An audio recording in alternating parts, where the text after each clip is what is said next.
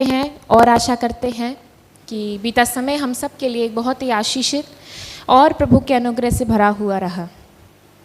जितने लोग हमारे साथ ऑनलाइन जुड़ते हैं, जितनी भी हमारी बैप्टिस्ट चर्च की कलीसिया है, हमारी फैमिली है, हमारी ऑनलाइन फैमिली है, प्रभु ने हम सभी को हर तरह से बहुत ही ज़्यादा आशीषित किया है और इस बात की गवाही हम सब लोग मिलकर के देख पा रहे हैं।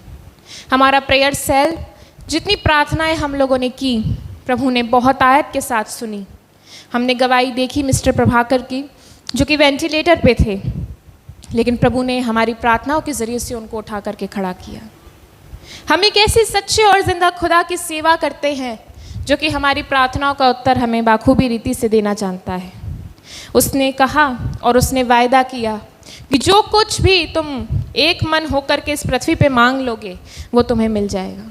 और हम धन्यवाद करते हैं उन मनों के लिए जो कि आज एक हैं, उन दिलों के लिए जो कि एक मन होकर किसी दूसरे के दुख की चिंता करते हैं और सब कुछ देखते हैं कि किस प्रकार से उनके जीवन में प्रभु ने अपने नाम को प्रकाशित किया है। तो हम एक सच्चे और जिंदा खुदा की सेवा करते हैं और एक ऐसा परमेश्वर जो हमारी प्रार्थनाओं का उत्तर हमें बाखूबी रीति से देना जानता है, एक ऐसा खुदावन जिससे हम एक बार किसी प्रार्थना का जिक्र कर दें तो वो हमें हमारी उस परेशानी को दूर करना जानता है और बहुत सारी परेशानियों को हमारे जीवन से दूर करता भी आया है। लेकिन सवाल, हमारे पास एक सवाल ये है कि जब हम इतने ही बड़े और महान परमेश्वर के उपासक हैं तो क्यों फिर आज हम बहुत सारी परेशानियों में पड़े हुए हैं? क्यों मसीहों के ऊपर परेशानियां आती हैं? क्यों आपके और हमारे ऊपर बीमारियां आती हैं? क्यों हमारे और आपके ऊपर कर्जे आते हैं? क्यों हमारे अंदर खुशियां नहीं हैं? क्यों हम परेशानियों में पड़े रहते हैं? क्यों हम बार बार, प्रभु हमें उठाता है लेकिन हम बार बार नीचे गिर जाते हैं? क्यों है ऐसा सब कुछ? क्या हमारा परमेश्वर का हाथ छोटा है या हमारा परमेश्वर हमें बढ़ाना नहीं जानता है? हमारे जीवन में अभाव क्यों है? हमारे जीवन में खुशियों का अभाव क्यों है? हमारे जीवन में शांति का अभाव क्यों है? अगर आपको परमेश्वर ने बहुत सारे पैसे दिए हैं, बहुत सारी धन संपत्ति और दौलत दी है, लेकिन फिर भी आप खुश नहीं हैं, आपके जीवन में खुशी का अभाव है, आपको सक्सेस नहीं मिलती है, क्यों परमेश्वर आपके साथ ऐसे सब कुछ करना चाहते हैं? मैंने एक किताब पढ़ी पिछले दिनों जिसका नाम है गवाही, और उसके जो लेखिका हैं उन्होंने बार बार इसी बात की चर्चा की कि उनके पिता के जीवन में, जब हम मसीह में इतने बड़े हुए हैं लेकिन फिर भी बहुत तंगी है, घर में खाना नहीं है, बार बार घर में परेशानियां हैं बार बार, और इन परेशानियों के चलते चलते क्यों उनका जीवन इस तरह से इस मुसीबतों का सामना कर रहा है। सवाल उनका जायज़ था कि परमेश्वर का हाथ क्या छोटा हो गया है या परमेश्वर हमारी प्रार्थनाओं का उत्तर देने में असमर्थ है। आज प्रभु के लोग, आज प्रभु के सच्चे भक्त सबसे ज़्यादा परेशान हैं। हम देख सकते हैं कि सच्चे लोगों के ऊपर शैतान के सबसे ज़्यादा हमले हैं। जो प्रभु का पीछा कर रहे हैं, जो प्रभु का अनुकरण कर रहे हैं, जिन्हें प्रभु उठाना चाह रहा है, उन सब के ऊपर बहुत सारी दिक्कतें और परेशानियों का सामना उन्हें करना पड़ रहा है। और एक बहुत ही प्यारी चीज़ मैंने पिछले दिनों पढ़ी, क्योंकि जो लोग शैतान के पास ऑलरेडी हैं उनके ऊपर कोई मुसीबत नहीं आती, क्योंकि वो ऑलरेडी शैतान के पास है। शैतान चाहता ही नहीं है कि इन पर मुसीबत आए, इसीलिए धन संपत्ति वाले लोग, इसीलिए वैभव वाले लोग, इसीलिए बहुत पैसे वाले लोगों के ऊपर कोई मुसीबत नहीं आती। वो लोग हमेशा खुशहाली बनाते रहते हैं, वो लोग हमेशा खुशखबरियों में अपने जीवन को व्यतीत करते रहते हैं। उनके बेटियां भी प्रफुल्लित आनंदित हैं, उनके ऊपर कभी भी कोई मुसीबत नहीं आती। लेकिन एक मसीही जीवन के ऊपर इतनी मुसीबतें हमें क्यों आती हैं? क्यों हमें कमती में और थोड़े में और अभाव में अपने जीवन को गुजारना पड़ रहा है? अगर पैसा है तो खुशियां नहीं है, खुशियां हैं तो पैसा नहीं है, कर्जा है तो ये नहीं है, भुखमरी है, तंगी है, खाना नहीं है, कभी ये है कभी वो है। हम चर्च जा रहे हैं, हम प्रभु में बने हुए हैं, लेकिन घर में शांति नहीं है, अभाव है, थोड़ा है। प्रभु के बहुत सारे सेवक लोग प्रभु के लिए तैयार होते हैं। गांव की जिनकी मिनिस्ट्री होती है, वो लोग कैसे कैसे करके अपने बच्चों को पालते हैं, वो लोग ही जानते हैं। कैसे कैसे करके सताए जा रहे हैं, लेकिन फिर भी प्रभु का पल्ला नहीं छोड़ रहे हैं।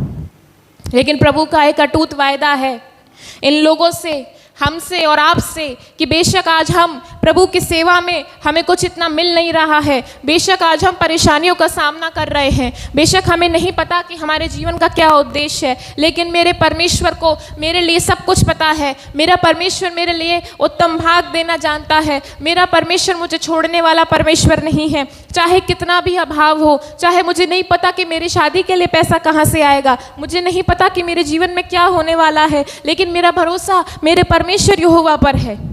अगर आज थोड़ी कमती में हम अपने जीवन को गुजार रहे हैं तो परमेश्वर का एक बहुत अटूट वायदा है आपसे और मुझसे, और उस वायदे को मैं आज एक गवाही के जरिए आपको ज़रूर बताने वाली हूँ।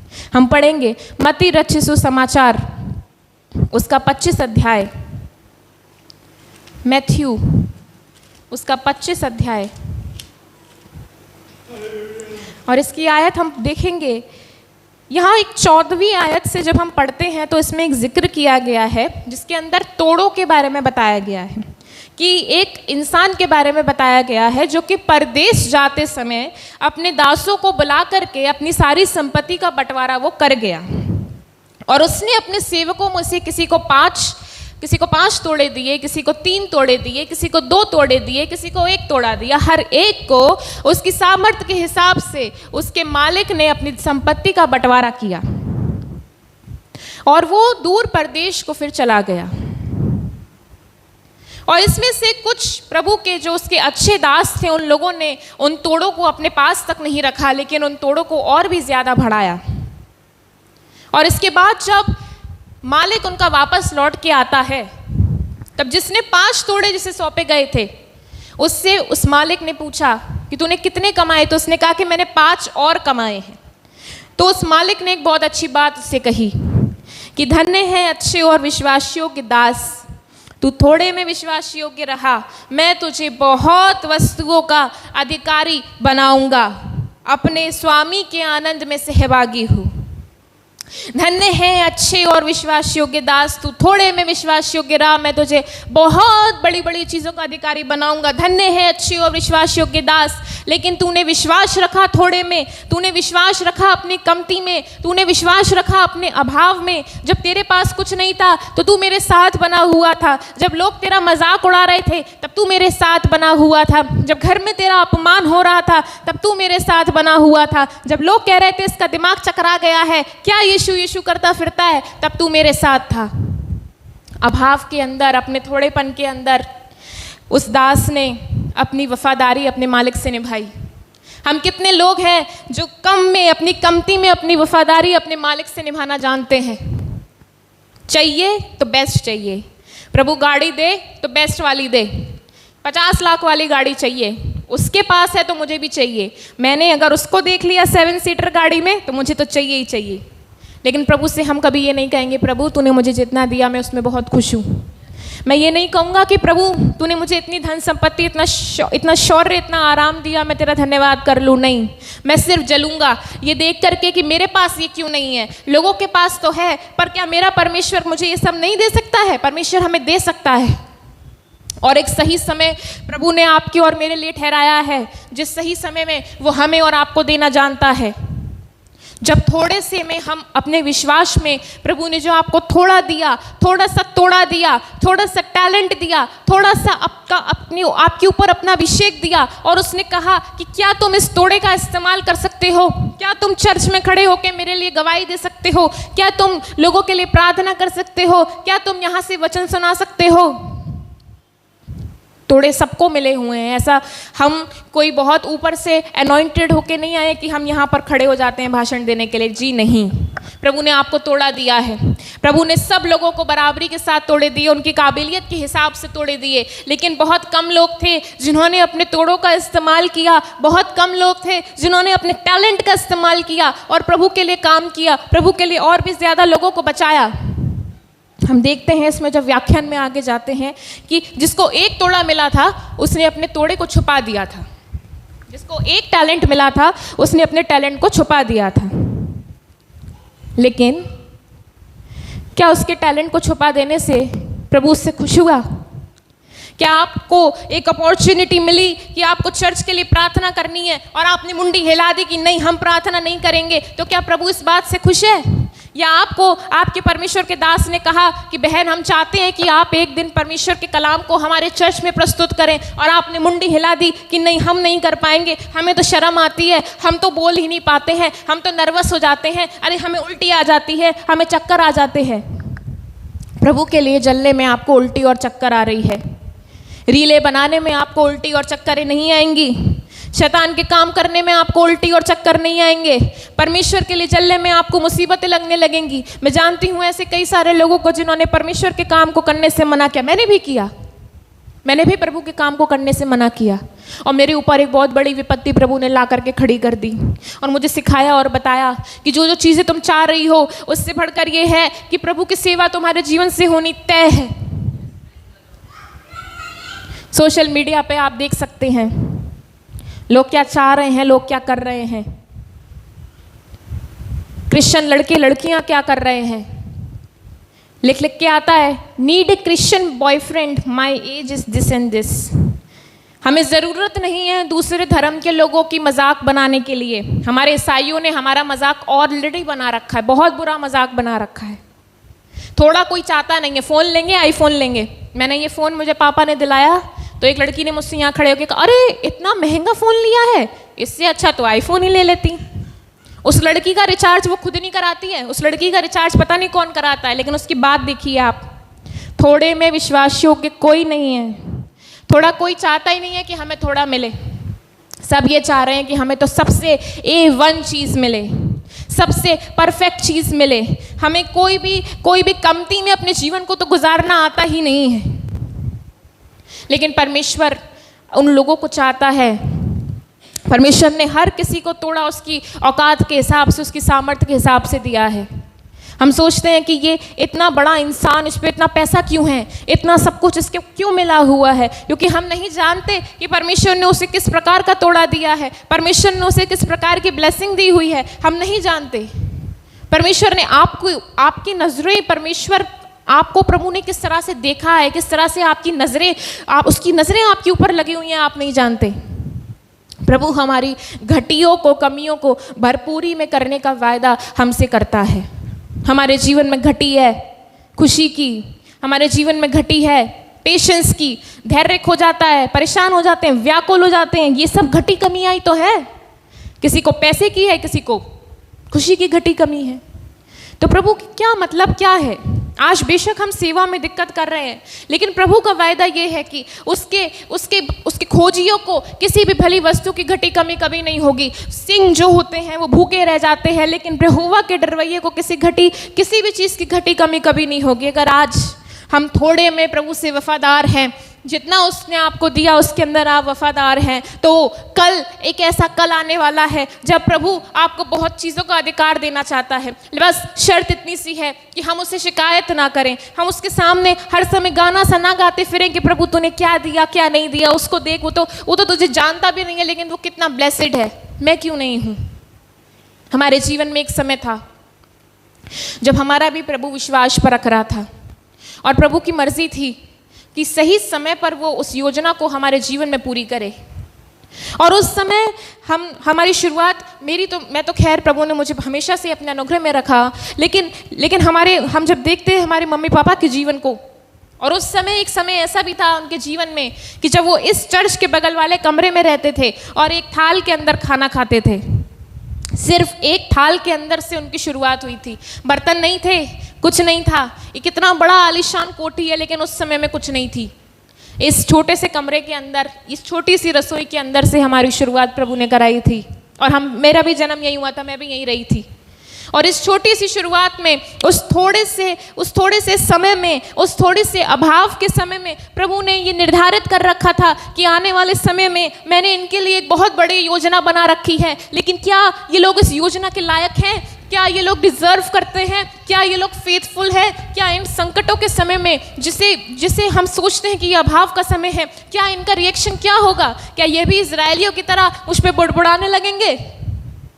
लेकिन उस समय हम लोगों ने कभी प्रभु से शिकायत नहीं की, और ऐसी कोई भी चीज़ की घटी या कमी हमें कभी महसूस नहीं हुई। हमारे सामने प्रभु ने हमें उत्तम से उत्तम खिलाया, उत्तम से उत्तम पहनाया, हम खुश थे, आज भी हैं। हमने कभी प्रभु से शिकायत नहीं की। लोगों ने कहा, लोगों ने मजाक बनाया, ये तो दारू पीने वाले लोग हैं, ये तो पागल लोग हैं, इन्होंने तो जाने क्या क्या कांड किए हुए हैं, ये तो पागल हो चुके हैं, अपनी नौकरी छोड़ चुके हैं, इनका अस्तित्व ही नहीं है। लेकिन हमने उधर उधर अपने ध्यान को नहीं लगाया, हमने अपना ध्यान प्रभु की ओर लगाया। तूफान हमारे जीवन में आया, लोगों की बातें हमारे जीवन में आई, घर वालों की बातें हमारे जीवन में आई, एक हंसी और मजाक का, एक हंसी मजाक का, ठट्टे का समय हमारे जीवन के अंदर आया। एक ऐसा समय था जब हम हंसी का पात्र थे, क्योंकि हम भोले लोग थे। अब आप समझ लो, धौलपुर में रहने वाले लोग, और वो भी उस समय के लोग, हम भोले लोग थे। हमारे पापा इलेक्ट्रॉनिक इंजीनियर हैं, हमारी मम्मी नर्स हैं, लेकिन हम भोले लोग थे, हम सीधे लोग हैं, अभी भी सीधे लोग हैं। हमें नहीं पता बड़ी बड़ी चीज़ें क्या होती हैं, बड़ी बड़ी चीज़ें हम कैसे स्क्रॉल कर लेते हैं, या अब तो टेक्नोलॉजी बढ़ गई तो हमें थोड़ा थोड़ा पता है। और उस समय में घर वाले हमारा मजाक बनाते थे, हमारे भोलेपन का मजाक बनाते थे। कपड़े पहनने का ढंग नहीं है, इन लोगों को मजाक बनाते थे। चलना नहीं आता है, चम्मच से खाना नहीं आता है, खाने का पीस कौन सा निकाल लिया ये नहीं आता है, मजाक बनाते थे। हर एक चीज़ पे मजाक बनाते। बड़े आए पादरी बनते हैं, अपने जीवन को तो देख लें पहले। अभी भी बनता है मजाक, तब भी बनता था मजाक, लेकिन प्रभु का ये वायदा था कि जिन लोगों के सामने, जिन लोगों ने तुम्हारा मजाक बनाया है, एक दिन वो तुम्हारे जीवन से परमेश्वर की महिमा करने पाएंगे। एक दिन वो सोचने को मजबूर हो जाएंगे कि क्या खूबी थी इन लोगों में, क्या था इन लोगों के अंदर जो परमेश्वर ने इनको इतना ऊंचा उठा के खड़ा कर दिया, और क्या खूबी नहीं थी हमारे अंदर जो हम जहाँ थे आज भी हम वहीं रह गए। क्योंकि प्रभु ने हमसे कहा उस समय में कि धन्य है छोटे और विश्वास योग्य दास, तू थोड़े में विश्वास योग्य रहा, मैं तुझे बड़ी बड़ी चीज़ों का अधिकार देने वाला हूँ। तू थोड़े में, थोड़ी सी दाल में, थोड़े से कपड़ों में, थोड़ी सी चीज़ों में खुश रहा, तूने चाहत नहीं करी, तू पागल नहीं हुआ, तू जमाने की भीड़ की चाल पे नहीं चला गया था, तूने मुझे चुना। लोगों ने मजाक बनाया, बहुत मजाक बनाया, लेकिन हमें दुख नहीं हुआ। आज हम सोचते हैं कि यार ये क्या बोल गई है, क्या बोल गई, क्यों बोल गई, हम क्या पागल लगते हैं क्या। मैंने एक फ्रॉक पहन रखी थी बचपन में, मैं आपको पूरा व्याख्यान तो नहीं बता सकती, लेकिन मैं बताती हूँ थोड़ा। तो वो फ्रॉक पे अब मुझे मेरे माँ बाप ने सबसे उत्तम पहनाया है, मेरे प्रभु ने मुझे सबसे उत्तम पहनाया है, कल भी, आज भी और आने वाले कल में भी, और वो हमेशा पहनाएगा। अब लोगों की जो भी है जो होते रहे। उन्होंने मेरे ड्रेस पे थोड़े फ्लावर से बने हुए थे, रेड और वाइट कलर की मेरी ड्रेस थी, बहुत खूबसूरत ड्रेस थी। मेरे पापा मुझे 2 ड्रेस दिलाते थे, एक क्रिसमस की और एक न्यू ईयर की, हर साल। लेकिन उस लड़की ने मेरा इतना मजाक बनाया ना उस दिन, ये क्या पहना के, इसको कपड़े नहीं है क्या तेरे पास, क्या पहन के आती है, हमारे घर की लड़की है एक, क्या है ये। मेरे प्रभु ने उस लड़की की वो बात सुन ली। एक और लड़की ने मुझसे मजाक बना करके कहा क्या पुराने कपड़े पहनती रहती है, मेरे प्रभु ने उसकी भी बात सुन ली। मेरा प्रभु जो लोग मुझसे कहते हैं उन बातों को सुन लेता है, उन लोगों को जवाब देने का जिम्मा मेरे प्रभु का है, मेरा जिम्मा कुछ भी नहीं है। मैं प्रभु का बेटी हूँ, मैं प्रभु की बेटी हूँ। मेरी जिम्मेदारी सिर्फ और सिर्फ मेरे प्रभु को जवाब देने की है, मेरे प्रभु से जुबान लड़ाने की नहीं है, मेरे प्रभु पे क्रोध करने की नहीं है। उसने कहा नूह से कि अगर पानी गिरेगा तो पानी गिरेगा। उस नूह ने ये नहीं कहा कि क्यों गिरेगा, कैसे गिरेगा, कब गिरेगा, मैं नहीं मानता। नहीं, सवाल मत करिए अपने प्रभु से। अपने मार्ग की चिंता को अपने प्रभु के हाथों में छोड़ दीजिए। आज भी मजाक बनता है, हमेशा बनता रहेगा। क्या पढ़ रही है, क्या कर रही है, फेलियर है, कुछ कर नहीं पाएगी। जब कोई पूछे, जब कोई कहे कि कुछ नहीं कर पाएगी, आपसे कोई बोल दे कुछ नहीं कर पाओगे, अरे सत्यानाश हो गया तुम्हारे जीवन का, तुमने अपने हाथों से अपने जीवन का सत्यानाश कर लिया, कलंक लगा लिया अपने माथे के ऊपर।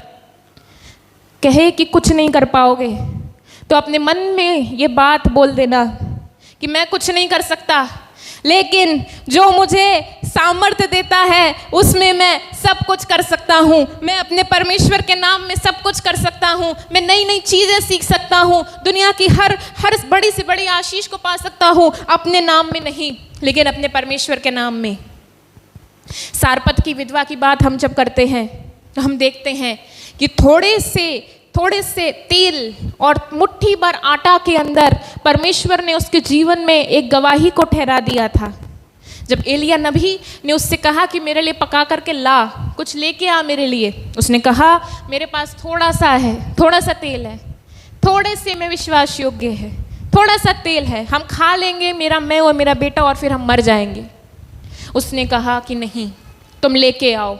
उस थोड़े से को प्रभु ने ब्लेस करके उनके लिए इतने समय तक चलाया। जब थोड़े से को, जब वो 5 रोटियों को प्रभु ने ब्लेस इतना कर दिया कि इतने सारे टोकरे भर गए। जब प्रभु ने काना नगर के अंदर उस थोड़े से जब दाखरस घट गया तो उसने पानी को दाखरस में बदल दिया। तो वो हमारा परमेश्वर हमारी घटी और कमियों को किस प्रकार से बदलने की ताकत रखता है। हालेलुया। सवाल ये है कि क्या घटी और कमी मसीह जीवन में हमेशा बनी रहेगी? हम तो सच्चे पुजारी है ना यीशु के, और प्रभु भी हमारा सच्चा है, जिंदा है, हमारी प्रार्थनाओं को सुनता है, तो क्यों घटी कमी बनी रहेगी? उसने कहा है हमसे, पहला पतरस उसके 5वें अध्याय की उसकी 6वीं आयत में, कि इसीलिए परमेश्वर के बलवंत हाथ के नीचे दीनता से रहो ताकि वो तुम्हें एक उचित समय पर बढ़ाए। एक उचित समय पर बढ़ाए। एक उचित समय परमेश्वर ने निर्धारित कर रखा है हर एक काम के लिए, आपके जीवन के लिए, आपके बच्चे के जीवन के लिए, हमारे खुद के जीवन के लिए, जिसे हम नहीं जानते कि उचित समय कौन सा है, प्रभु जानता है। कितने ही सालों की पास्टरशिप करने के बाद, 25 साल इस चर्च को देने के बाद, उससे भी पहले अपनी पढ़ाई लिखाई करने के बाद, इलेक्ट्रॉनिक इंजीनियरिंग की डिग्री लेने के बाद, जीवन का सत्यानाश हो जाने के बाद, नए सिरे से प्रभु ने उठा करके हमारे चर्च के पास्टर को खड़ा किया, क्योंकि एक उचित समय उसने देख रखा था। आप देख रहे होंगे अभी पिछले दिनों हमारी मम्मी का, उनको डिग्री मिली पास्टर की। एक उचित समय परमेश्वर ने तैयार कर रखा था। आप देख रहे होंगे कि आप एक अलग बैकग्राउंड से आते हैं, लेकिन आप प्रभु की यहाँ खड़े होकर सेवा कर रहे हैं, क्योंकि परमेश्वर ने उचित समय ठहरा रखा था। आप देख रहे हैं कि आपको परमेश्वर कहाँ से कहाँ ले गया था, और फिर अब कहाँ से कहाँ ला करके यहाँ खड़ा कर रखा है, क्योंकि परमेश्वर ने आपके लिए एक उचित समय तैयार कर रखा था। लेकिन शर्त यह है कि उसके बलवंत हाथ के नीचे आप दीनता से रहिए, ऐंठ के मत रहिए, उसके आगे दीन और नम्रता के साथ रहिए। आज प्रभु उन लोगों को तराश रहा है जो दीनता के साथ उसके साथ चलना चाहते हैं, इजराइलियों के समान कुड़कुड़ा के नहीं। जब वो आपको आपके मिस्र से निकाल करके आपको अपने कनान देश में ले जाने की क्षमता रखता है, तो आपका फर्ज बनता है कि आप अपने मिस्र देश को भूल जाएं। आपका फर्ज बनता है कि आप अपने पास्ट को भूल जाएं, पुरानी बातों को भूल जाएं, कहाँ जन्म हुआ, क्या क्या साथ में बीता, सब कुछ को भूल जाएं, और सिर्फ याद रखें कि प्रतिज्ञा का देश, हमारा कनान देश में हमारा प्रभु यीशु मसीह हमें पहुँचाना चाहता है। चाहे लोग मजाक उड़ाए, चाहे लोग कुछ भी कहें, लेकिन फ़र्क बस इतना सा है कि हमारा प्रभु यीशु मसीह हमसे क्या कहना चाहता है। आज प्रभु मिस्र की कमी और घटियों को, दास्ता को, सब कुछ को छुड़वा करके आपको एक भरपूरी के कनान देश का वारिस बनाना जानता है, क्योंकि वो चाहता है कि हम सिर्फ और सिर्फ उसकी ही बाट जोहें। आपकी घटी कमी को, हमारे थोड़े से विश्वास को, हमारे थोड़े से जो उसने हमें थोड़ा सा भाग दिया है, वो चाहता है कि हम उस भाग में उससे वफादार रहें, उसे शिकायतें ना करें, क्योंकि धन्य है छोटे दास, तू थोड़े से में विश्वास योग्य था। तूने मुझे बहाना नहीं दिया कि मैं प्रार्थना नहीं करूँगा, तूने मुझे बहाना नहीं दिया कि मैं वचन नहीं सुनाऊंगा। तूने मुझसे ये कहा कि प्रभु तूने मुझे 5 तोड़े दिए, मैं तेरे लिए 5 तोड़े और कमा के लाऊंगा। हालेलुया। अगर आज हम सब कुछ छोड़कर अपने प्रभु के पीछे आए हैं तो हम लोग पागल नहीं हैं। इतने बड़े बड़े प्रचारक लोग जो प्रचार कर रहे हैं, वो लोग पागल नहीं हैं। ईसाई धर्म किसी पागलों का धर्म नहीं है, ये एक सच्ची गवाही है, ये एक सच्चा धर्म है। हमारा यीशु मसीह एक सच्चा और जिंदा खुदा है। जो भी लोग कहें सो कहते रहे, लेकिन हम तो ये बात जानते हैं भैया कि हम जिस प्रभु की सेवा करते हैं वो हमारा जिंदा परमेश्वर है। हालेलुया। हमारा परिश्रम मसीह में व्यर्थ नहीं है। हम ढूंढते हैं, सारी ज़िंदगी निकाल देते हैं कि लोग हमारी थोड़ी सी तारीफ़ कर दें। हम ढूंढते हैं कि प्रभु का वचन सुना दिया चर्च में तो अब तो लोग कह दें कि भैया आपने तो मतलब मज़ा ही भान दिया, कि क्या वचन दिया है, क्या प्रार्थना करी है, क्या आपने गाए हो। आज हम अपने लिए बटोर रहे हैं, हम उसके लिए नहीं बटोर रहे हैं। अब हमारी खुशी के लिए बटोर रहे हैं, हमारी प्रशंसा के लिए बटोर रहे हैं कि वाह मज़ा ही आ गया आपका वचन सुन के, तो पास्टर साहब मज़ा ही आ गया, क्या गाना गाया है, आपके आगे श्रेया घोषाल फेल। नहीं, मनुष्यों की प्रशंसा से सबसे उत्तम है कि मेरी प्रशंसा मेरा प्रभु यीशु मसीह करे, और वो उसके लिए मुझे कोई श्रेया घोषाल, उसके लिए मुझे कोई हेमा मालिनी, उसके लिए मुझे कोई बड़े प्रचारक बनने की ज़रूरत नहीं है। वो चाहता है मैं जैसी हूँ, मैं जैसा हूँ, मैं अपने परमेश्वर के लिए काफ़ी हूँ। मेरा परमेश्वर ने मुझे अपनी स्वरूप और समानता में बनाया है। अगर आज हम थोड़े में कमी में हैं, अगर आज हम 126 वचन के अनुसार जो लोग भी आंसुओं के साथ आज हम बो रहे हैं, जो भी आंसुओं के साथ आज हम मांग रहे हैं, परमेश्वर का वायदा है कि आज अगर आप आंसुओं में हैं तो कल एक ऐसा कल आपके जीवन में आने वाला है जब ये आंसू बहाना छोड़ करके आप जय जयकार के साथ अपनी फसल को लवने वाले हैं। हालेलुया। प्रतीक्षा करें उसके उचित समय की, उस उचित समय की जब वो लोगों को बढ़ाता है। जब वो उचित समय हमारे जीवन में आएगा, हमें नहीं पता चलेगा कि हम कोई भविष्यवक्ता नहीं है कि हम अपने हाथ देख करके समझ जाएं कि हमारे संग क्या होने वाला है। नहीं, हम नहीं समझ सकते, हम नहीं पता कर सकते कि क्या होने वाला है हमारे साथ।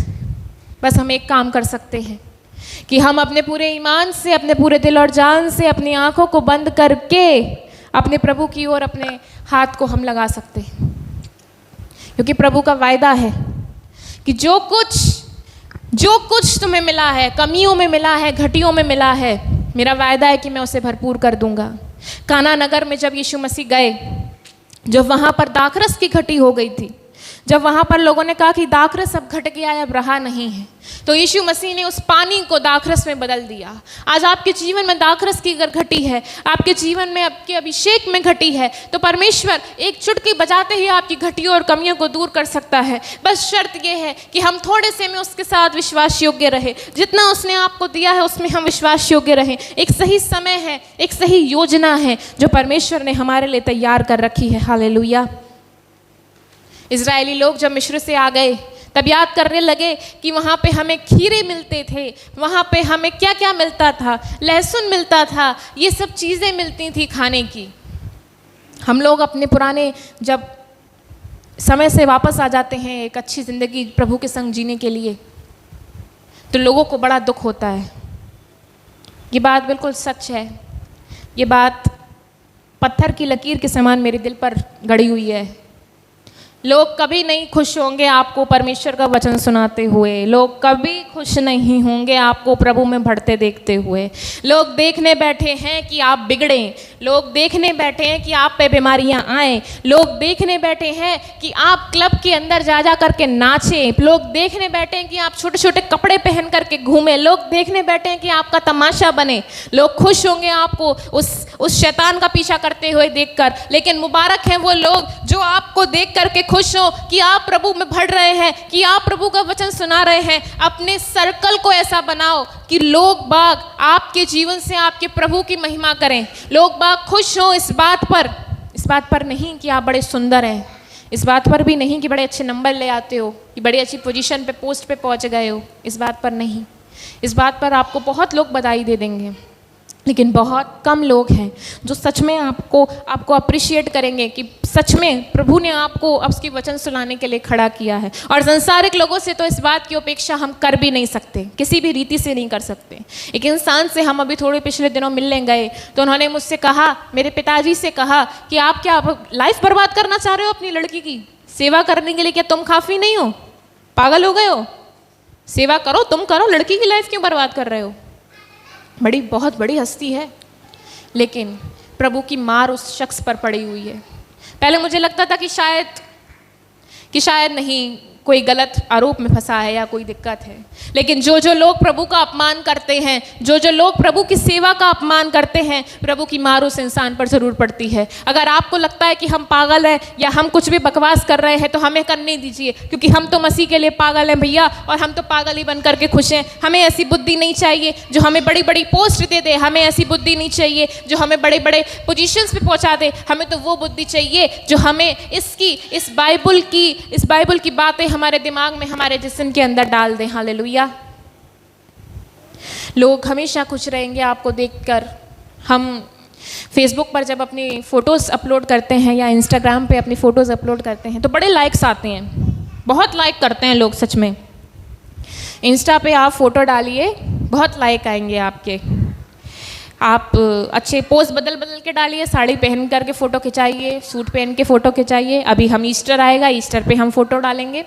बहुत सारे ओकेशंस पे हम फ़ोटो डालते रहते हैं और बहुत सारे लोग हैं जो फ़ोटो को लाइक भी करते हैं। मतलब लोग देखना चाहते हैं कि आप किस प्रकार से अपने जीवन को चला रहे हैं। मैं भी डालती हूँ, बहुत फ़ोटो डालती हूँ और लोग मुझे काफ़ी समझते हैं कि मैं सोशल मीडिया पे काफ़ी एक्टिव हूँ। मैं हूँ, काफ़ी डालते हैं फ़ोटोज़, मैं भी डालती हूँ। लेकिन मैं जब फ़ोटोज़ डालती हूँ तो फ़ोटोज़ पे तो बहुत ज़्यादा लाइक्स आ जाते हैं।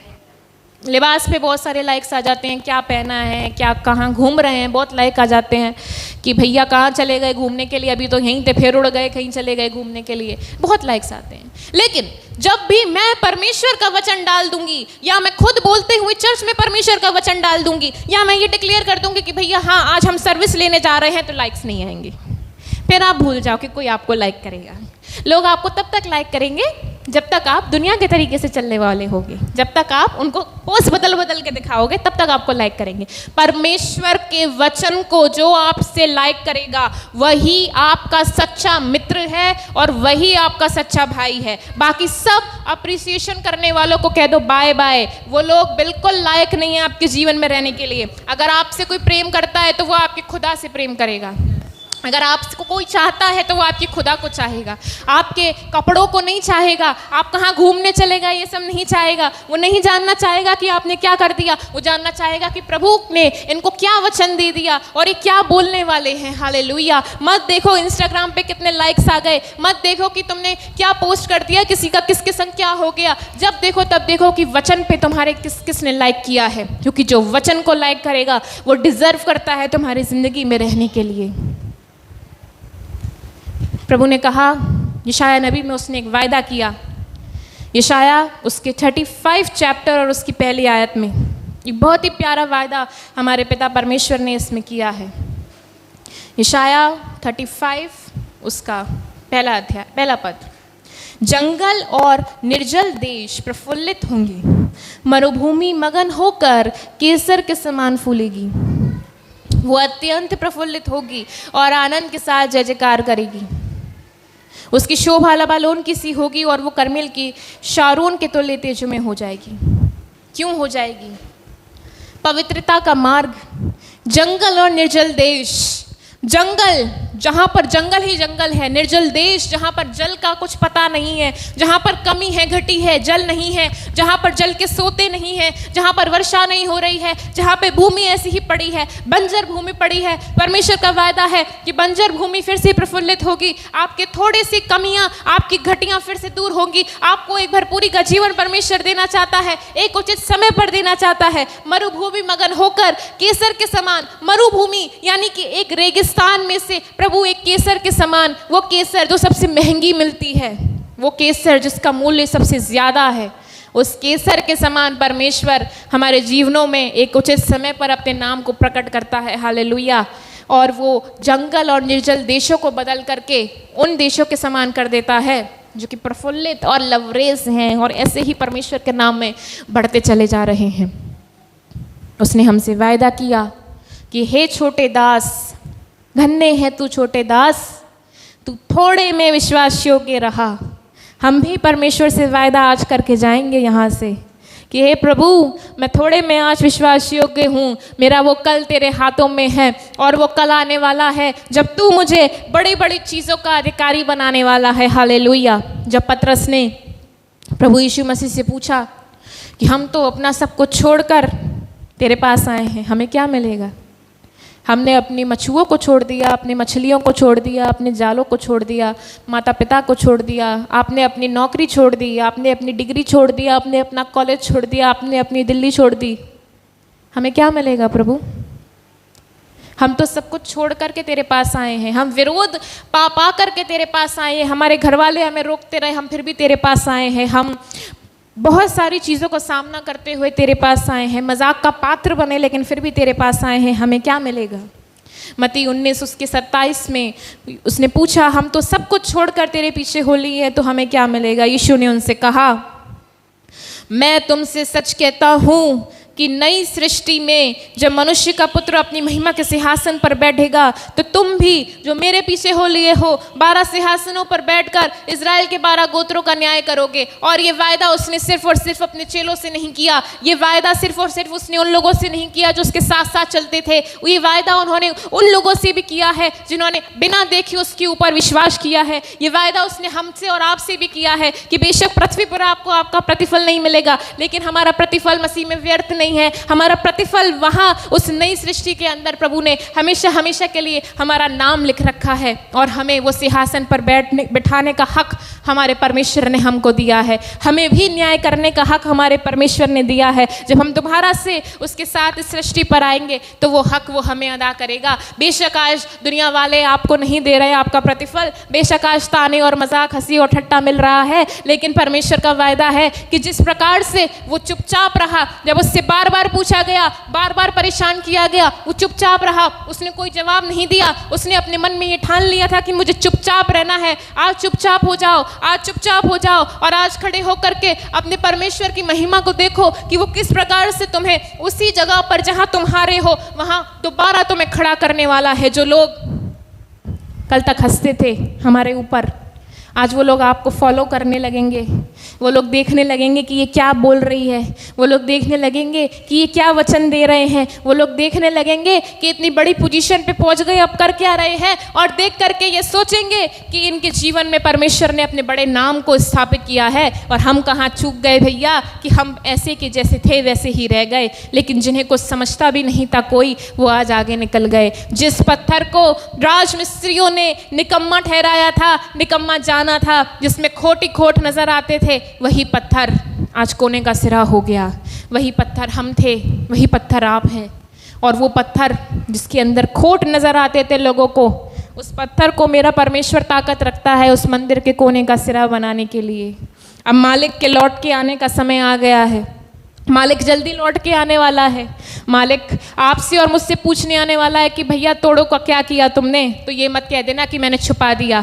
और मैं धन्यवाद देती हूँ कि हम सब अपने तोड़ों को छुपाने वाले लोग नहीं हैं, बल्कि प्रभु से हम उसके सामने कहने वाले लोग हैं कि तूने 5 दिए थे, मैंने 5 और भी ज़्यादा कमाए हैं। हमें इतने तोड़ों को नहीं छुपाना है, अपना छोटे से में थोड़े से तोड़ों के अंदर विश्वास योग्य रहना और बड़ा अधिकार परमेश्वर हमको और आपको देने वाला है। प्रभु इस वचन से हम सबको बड़ी आशीष और बरकत दे और थोड़े में विश्वास योग्य रहना सिखाए, क्योंकि बड़ी वस्तुओं का अधिकार वो हमें जल्द ही देने वाला है। हालेलुया, आमीन। प्रभु इस वचन के लिए हम परमेश्वर का बहुत आयत के साथ धन्यवाद देते हैं कि प्रभु ने हमें ये ताकत दी कि हम इसे समझ पाए और जैसा उसका वायदा है, कितना हसीन वायदा